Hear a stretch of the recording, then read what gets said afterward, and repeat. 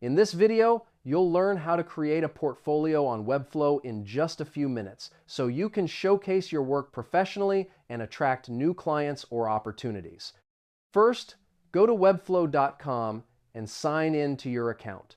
Click New Site on your dashboard. Then choose a portfolio template from Webflow's gallery or start from a blank canvas for full creative control over your design. Next, set up your homepage. Add a strong hero section with your name, title, and a short introduction. Include a call to action button and a featured image or video that instantly shows who you are and what you do. Now, create your project section. Use Webflow's CMS to add each project as a dynamic item, with fields for title, description, images, and links. This makes it easy to update and expand your portfolio anytime. After that, design your project pages. Customize the layout with beautiful visuals, detailed case studies, and client testimonials.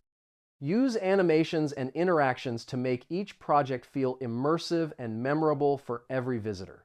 Once your portfolio is ready, add an About page and a Contact page. Include your story, your skills, and a simple form or email so potential clients can reach you directly without any friction. And that's it. Your portfolio is now live on Webflow, beautifully designed and ready to impress anyone who visits your website.